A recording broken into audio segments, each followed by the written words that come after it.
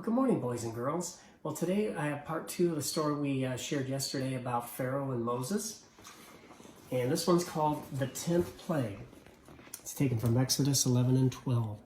Moses went to see Pharaoh with a new message. God says this to you: every firstborn son in Egypt will die tonight. There will be great crying and wailing. Only the Hebrew sons will be spared because God will protect the Israelites. Then Moses left the palace. Moses told the Israelites to mark their houses with lamb's blood. Their houses would be passed over when the plague came. That night at midnight, the plague came over the land. All the firstborn sons of Egypt died. Now, passed over, that means that God passed over the houses of the Israelites when he took the lives of the firstborn of Egypt. Passover is the name of the Jewish festival celebrating God's rescue of his people. Pharaoh called for Moses and Aaron. He was broken and sad, for his firstborn son had died. Go, he said, leave my people, take your flocks and herds and go. The Israelites left in a hurry.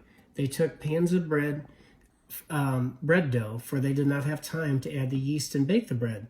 On their way, they stopped and asked people to give them clothing and gold and silver. The Egyptians gave the Israelites everything they could.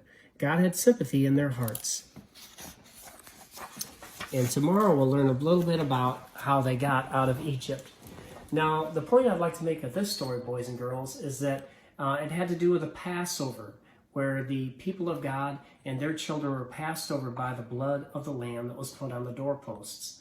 And there was one final lamb who was sacrificed for our sins, and his name was Jesus. And as a result of that, our sin is passed over as well, because Christ's blood, which was shed on Calvary's cross, brings us salvation, and then we can also have the wrath of God pass over from us so that we can go to heaven rather than going to the other place.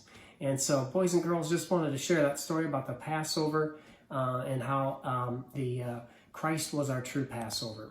Thank you so much, boys and girls. We'll see you tomorrow.